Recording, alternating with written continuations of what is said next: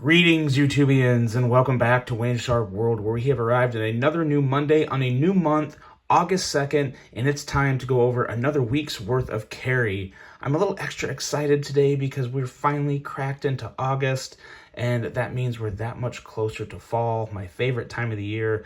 Cannot wait for some comfortable jeans and sweater weather. That's my happy time of the year. Looking forward to that, but also looking forward to this week's carry. I've got some good ones, and let's start right off with none other than the Real Steel Luna Boost. I almost got it, and that's one of the reasons I've decided to put this guy in the pocket this week. This is the Luna Boost. It has the frame lock. It's got a little adjustable thumb stud, and I recently found out, as my middle finger flicking has improved, that I can flick this guy out with my middle finger. Now, I was not able to do that when I first got this knife. This knife is broken in really well. I got it off Real Steel's website. Every once in a while, they do some exclusive runs with some nice carbon fibers or a little more exotic materials. I happened to get this guy with some gold dark matter from Fat Carbon. Honestly, one of my favorite looking knives I have. I absolutely love it. It's a nice little small carry, that nice titanium frame lock side with some bronze anodization done to the hardware. Really love this knife. Just an excellent gentleman's knife, and I really love middle finger flicking this guy. Once you get it figured out, it's really not that bad, and it increases that fidget factor. Just really good one for me. Really like this. I did kind of pay more than I don't want to say I overpaid for it, but it was like $135, I think, and that was primarily because Real Steel, who's a Chinese manufacturer, they were using some American materials. Fat Carbon is an American company, so they have to source the materials, of course, upcharge everything. Fat Carbon is not a cheap carbon fiber, so I think the price was rather justified, but you can obviously find these things for a lot cheaper than $135 too. I mean, I think some of them come in around the I want to say $50 to $60 range, if not even a little less, depending on blade material, handle material, all sorts of different things. They also have these in a slip joint form, so a lot of really crazy and good options. Some that make a lot more sense than others. This one I don't regret buying though one bit. Really like it. It is a knife that I would recommend for anyone looking for a smaller carry, and one that is just a little different, a little out there, especially depending on what version you're able to grab. That's the Real Steel Luna Boost. Next up, I have I have the Tactical Gentleman's Carry, if anyone knows what that is. If you watch my channel enough, you probably do. It's the Ferrum Forged Stinger, and recently they've come out with another version. Last I knew there was some in stock. It could very well be sold out by now, though. That was a couple weeks ago. But they have a version with marbled carbon fiber, which is really almost made me sell this one and pull the trigger, but I have no reason to really get rid of this one. I like it a lot. You can middle finger flick it pretty well. It's just a matter of getting that feeling in for it, but really good action. Shakes right shut, good blade centering, and just a really nice knife to carry in just about anything. It's not too heavy. It disappears in the pocket. Nice perfect pocket clip that pretty much covers the whole knife. I mean, you're only gonna have about that much sticking out, so carries excellently. Has those awesome Ferrum Forged ergos, Nitro V steel, and the nicest thing about this knife is the price. When I got this, I want to say it was was it $95? Or I think it was $90 when I got it. Now that may have gone up. They may be just north of 100, maybe like 105 now. I don't quite remember, but last I knew, these guys were coming in right under $100, and I think it's a pretty good value for the $100 range. It's not the best, but it's hard to really complain about it. Excellent ergos. It really is. The ergos are I think if I had to pick one thing about this knife that I love most, it is the ergos. But I mean, the aesthetics and the action are just right behind that. It really is a great knife. I made a list a while back of the best knives under $100. This was number one. So I mean, that just kind of goes to tell you how much I like this knife. I hope Ferrum Forge keeps making it, and I have no reason to think they would stop, because I think it sells pretty well. They usually do sell out on the website when they come out with a new run of them, and this middle finger flicking action is really good. That fuller bites into your kind of I don't use my nail, I use the part right under my nail and just stick it there, and of course, yeah, really, really nice, really, really good one. Like this one a lot, the Ferrum Forge Stinger. Next up, got another ZT, and this here is the ZT0055. This is one of those models from ZT, you either love it or hate it. I love it. I really do love it. The ergos are good. They're kind of odd at first, but once you get used to them, it fits in your hand pretty well.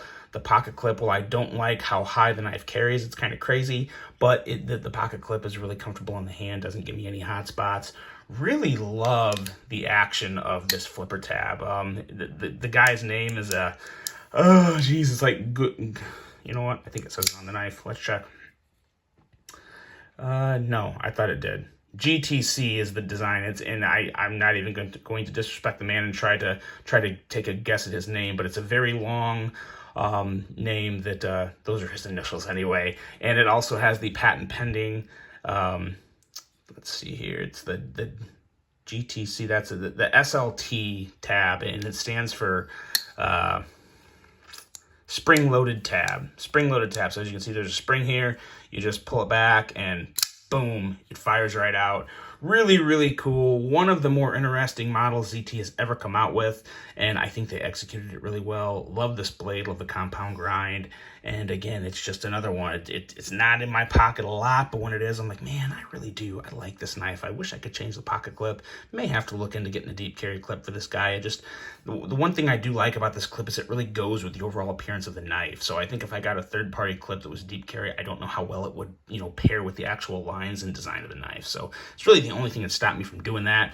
But nonetheless, it's one that I think is going to stick around in my collection just for the uniqueness of it. Really, really good one with killer action, the ZT0055. Next up, we got a Spyderco, one of my favorite Spydercos. This is the Yojimbo 2 with 20 CV. This is an exclusive run through DLT Trading, and I just had to get one of these. I've been waiting for a Yojimbo and M390 or 20 CV for quite a while now, and I was so happy to get this one. Really do like the ergos of this guy. It's a nice, really versatile Wharncliffe blade. Still has a rather dainty tip, not super dainty, but not the thickest tip, but has that 20 CV steel, which gives it a little extra strength. And it's really good for opening boxes, draw cuts, pretty much your typical Wharncliffe use that you would use a Wharncliffe blade on. But just a really, really good one. Love the design. The ergos are so interesting. You can really move up with your thumb to really power through cuts if you have to, or you can kind of keep it back here, or, this works really well for the draw cut. It has a lot of uses, and it's just a really, really unique design that I think is what kind of stands out for me. Really good action, whether it be the thumb stud or the middle finger flick. It's just really good. I mean, I don't exactly know. This has been a really tough one for me to rank in my Spydercos. Me personally, I would have it in my top 5. Spyderco just has so many darn good designs. They really do. I love their body of work, and I think this is a really good representation of it. So this is the Spyderco Yojimbo 2. Going to be another one in the pocket this week. Let me know what you guys think of the Yojimbo 2. I feel like it's another one that people have kind of a love or hate relationship with it, but man, I struggle to find things that I hate about it, but just me. Next up, another one that I haven't carried in quite a while, and it used to be a regular. This is the Spyderco Spydiechef, and I broke the detent. What is not to be said about this? It is virtually rust-proof, which is great for me, especially when you have this hot, steamy weather. I'm in the Midwest. It seems like just about anywhere you are in the country right now, it's hot. So, there's a lot of sweating going on, and this guy's not going to rust on you. That LC200 steel is absolutely amazing. I wish we'd see that on more steels, actually, or on more pocket knives. It's a great one, especially for an EDC blade. Really, really good one. This one kind of is a little more versatile in the kitchen for the overall really design of the knife, not just the blade shape. The blade shape helps, but the handle design also kind of keeps your fingers more parallel with the blade, so you can actually go down and do more chopping activities without your fingers getting quite in the way. And it is a pretty fun fidget knife. I mean, it's, as I try and just struggle mightily to deploy it, it's got the good screw that thumb stud right now, or thumb flipper, thumb hole. Jeez, I need more coffee. But the middle finger flipper works great. Spidey flick, whatever you guys want to call it, works really, really well. You just have to get used to it. This one where the hole is kind of like halfway covered up, so you gotta just kind of lock your finger in there, wedge it in there, and just flip the wrist and flick it out. Works fine. Once you get it down, it's actually quite easy. And then, oh my God. Okay, so the goal of this video now is to just do it once with the thumb. There we go. Good job. Get out of here. But it's a knife that it doesn't have the most attractive aesthetics. I don't think anyone thinks this is the best looking knife in the world, but man, once you get it in hand and once you experience it, it's really hard not to like the Spydiechef. It really is. I love this deep carry wire clip. It's one of the better deep carry wire clips out there on any knife that I've ever come across. It's just got a perfect amount of space, enough ramp, no hot spot for me. Really, really good. That's the Spyderco Spydiechef. And lastly, this one is kind of a little, just a funny knife, but I will be throwing it in the pocket because it is still useful. It is the Microfortis from Ferrum Forge. This, I don't think you can get anymore. At least they don't have any in stock. This was exclusively through Ferrum Forge's website. Has a Nitro V blade, a titanium handle, so and it's on bearings. As you can see in here, it's on bearings.